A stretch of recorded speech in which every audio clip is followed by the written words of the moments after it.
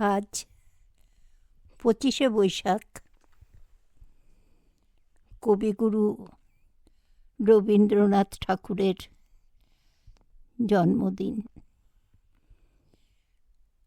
আজকের তারিখে প্রত্যেকটি বছরে প্রত্যেক বছরে এই দিনটি উপলক্ষ করে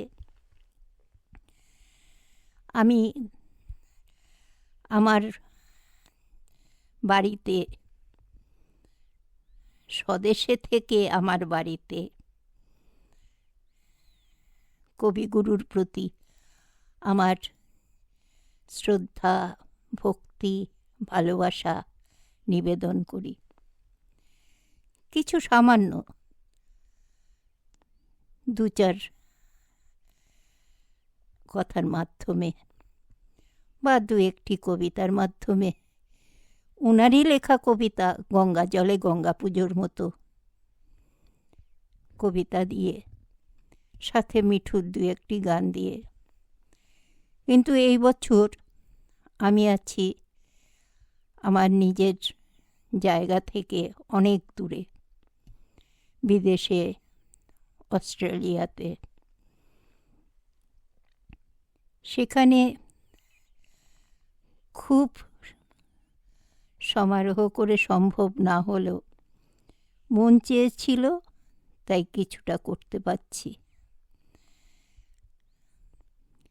পারছি মানে মিঠুকে অনুরোধ করলাম যেমন করে হোক একটা সহজের ওপর গুরুদেবের একটি গান করে পাঠা, আমার কাছে এখানে পাঠিয়ে দে। আর আমিও ভাবলাম একটা অনেক জানা, অনেকবার করা এরকম একটি কবিতা নিবেদন করি কবিগুরুর উদ্দেশ্যে।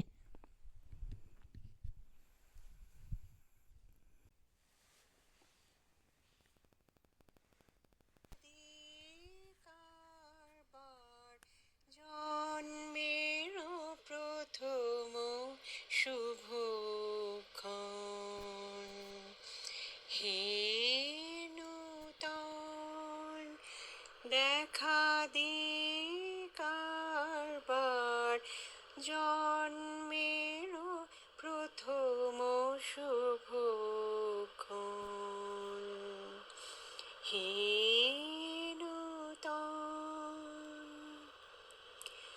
তোমার প্রকাশ হোক, কুহেলিকা করে উদ্ঘাটন সূর্যের মতো, তোমার প্রকাশ হোক, কুহেলিকা করে উদ্ঘাটন সূর্যের মতো, হে নূতন দেখা দে কারবার, জন্মের প্রথম শুভক্ষণ,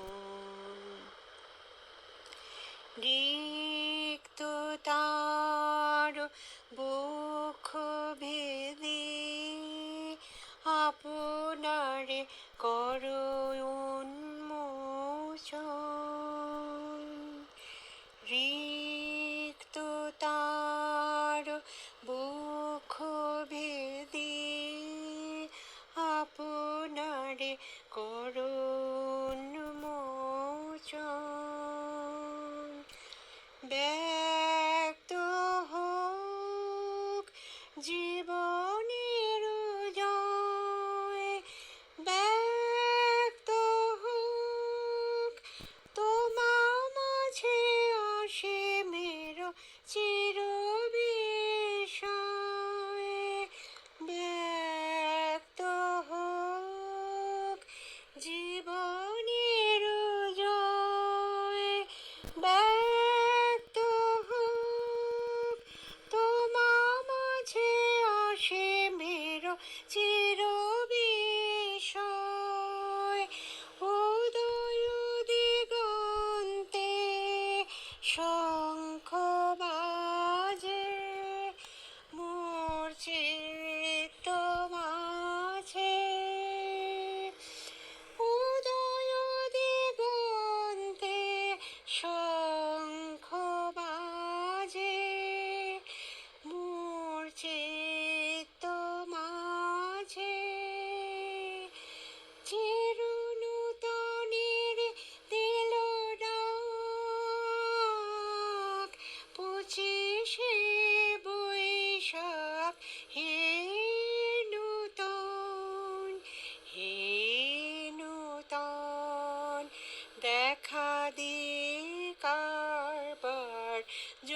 জন্মের প্রথম শুভক্ষণ,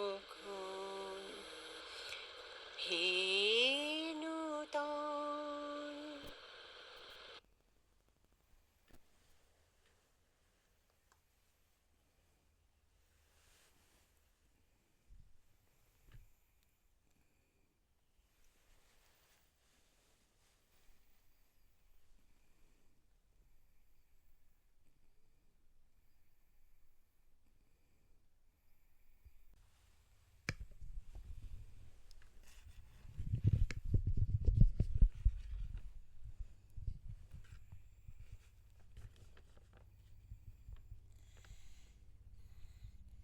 সাধারণ মেয়ে, কবিতাটি বলি। আমি অন্তপুরের মেয়ে, চিনবে না আমাকে?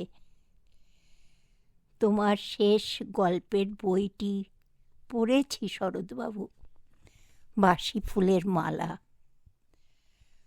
তোমার নায়িকায় এলোকেশীর মরণ দশা ধরেছিল ৩৫ বছর বয়সে। ২৫ বছর বয়সের সঙ্গে ছিল তার রেষারেষি। দেখলেম তুমি মহোদশয় বটে, জিতিয়ে দিলে তাকে। নিজের কথা বলি, বয়স আমার অল্প। একজনের মন ছুঁয়েছিল আমার এই কাঁচা বয়সের মায়া, তাই জেনে পুলক লাগতো আমার দেহে। ভুলে গিয়েছিলাম অত্যন্ত সাধারণ মেয়ে আমি। আমার মতো এমন আছে হাজার হাজার মেয়ে, অল্প বয়সের মন্ত্র তাদের যৌবনে। তোমাকে দোহাই দিই শরৎবাবু, একটি সাধারণ মেয়ের গল্প লেখো তুমি। বড় দুঃখ তারও স্বভাবের গভীরে অসাধারণ যদি কিছু তলিয়ে থাকে কোথাও, কেমন করে প্রমাণ করবে সে? এমন কজন মেলে যারা তা ধরতে পারে? কাঁচা বয়সের জাদু লাগে ওদের চোখে, মন যায় না সত্যের খোঁজে, আমরা বিকিয়ে যাই মরীচিকার দামে। কথাটা উঠল কেন বলি? মনে করো তার নাম নরেশ। সে বলেছিল কেউ তার চোখে পড়েনি আমার মতো। এত বড় কথাটা বিশ্বাস করব সাহস হয় না, না করব যে এমন জোর কই। একদিন সে গেল বিলেতে। চিঠিপত্র পাই কখনো বা, মনে মনে ভাবি রাম রাম, এত মেয়েও আছে সে দেশে, এত তাদের ঠেলা ঠেলি ভিড়, আর তারা কি সবাই অসামান্য, এত বুদ্ধি, এত উজ্জ্বলতা, আর তারা সবাই আবিষ্কার করেছে এক নরেশ সেনকে স্বদেশে, যার পরিচয় চাপা ছিল 10-এর মধ্যে। গেল মেলের চিঠিতে লিখেছে লিজির সঙ্গে গিয়েছিল সমুদ্রে নাইতে। বাঙালি কবির কবিতার কলাইন দিয়েছে তুলে, সেই যেখানে উর্বশী উঠছে সমুদ্র থেকে। তারপরে বালির পরে বসল পাশাপাশি, সামনে দুলছে নীল সমুদ্রের ঢেউ, আকাশে ছড়ানো নির্মল সূর্যালোক। লিজি তাকে খুব আস্তে আস্তে বললে, এই সেদিন তুমি এসেছ, 2 দিন পরে যাবে চলে। ঝিনুকের 2টি খোলা, মাঝখানটুকু ভরা থাক একটি নিরেট অশ্রুবিন্দু দিয়ে, দুর্লভ, মূল্যহীন। কথা বলবার কি অসামান্য ভঙ্গি! সেই সঙ্গে নরেশ লিখেছে, কথাগুলি যদি বানানো হয় দোষ কি, কিন্তু চমৎকার। হিরে বসানো সোনার দুল কি সত্য, তবুও কি সত্য নয়? বুঝতেই পারছ, একটা তুলনার সংকেত ওর চিঠিতে অদৃশ্য কাঁটার মতো আমার বুকের কাছে বিঁধিয়ে দিয়ে জানায় আমি অত্যন্ত সাধারণ মেয়ে। মূল্যবানকে পুরো মূল্য চুকিয়ে দিই এমন ধন নেই আমার হাতে। ওগো, না হয় তাই হলো, না হয় ঋণী রইলেন চিরজীবন। পায়ে পড়ি তোমার, একটা গল্প লেখো তুমি শরৎবাবু, নিতান্ত সাধারণ মেয়ের গল্প, যে দুর্ভাগিনীকে দূরের থেকে পাল্লা দিতে হয় অন্তত 5-7 জন অসামান্যার সঙ্গে, অর্থাৎ সপ্তরথিনীর মার। বুঝে নিয়েছি আমার কপাল ভেঙেছে, হার হয়েছে আমার। কিন্তু তুমি যার কথা লিখবে তাকে জিতিয়ে দিও আমার হয়ে। পড়তে পড়তে বুক যেন ওঠে ফুলে, ফুলচন্দন পড়ুক তোমার কলমের মুখে। তাকে নাম দিও মালতী। ওই নামটা আমার। ধরা পড়বার ভয় নেই, এমন অনেক মালতী আছে বাংলাদেশে। তারা সবাই সামান্য মেয়ে। ওরা ফরাসি জানে না, জার্মান জানে না, ওরা শুধু কাঁদতে জানে।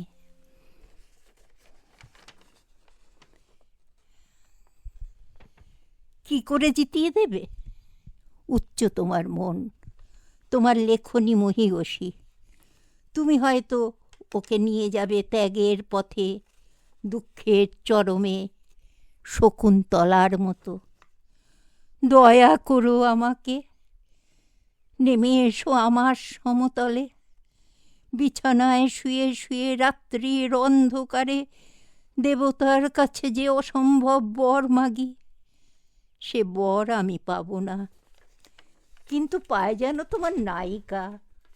রাখো না কেন নরেশকে 7 বছর লন্ডনে, বারে বারে ফেল করুক তার পরীক্ষায়, আদরে থাক আপন উপাসিকা মণ্ডলীতে। ইতিমধ্যে মালতী পাশ করুক এমএ, কলকাতা বিশ্ববিদ্যালয়ে, গণিতে হোক প্রথম তোমার কলমের এক আঁচড়ে।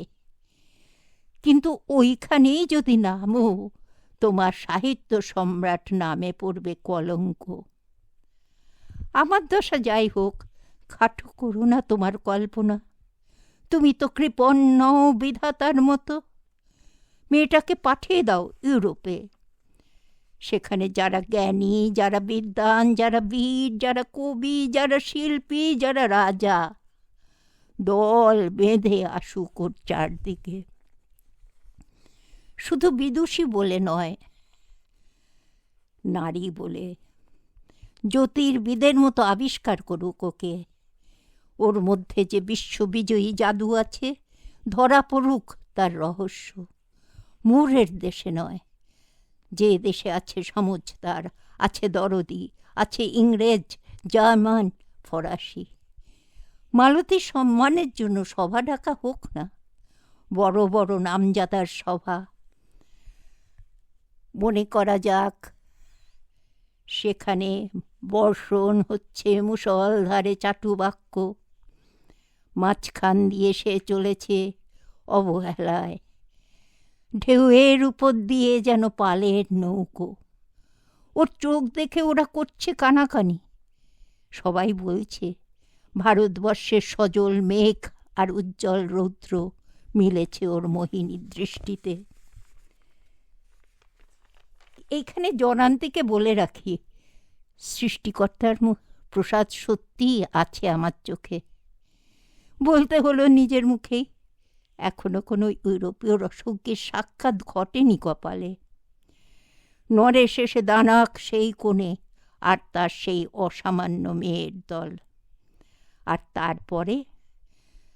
তারপরে আমার নোটে শাকটি মুড়লো, স্বপ্ন আমার ফুরলো। হায় রে সামান্য মেয়ে, হায় রে বিধাতার শক্তির অপব্যয়।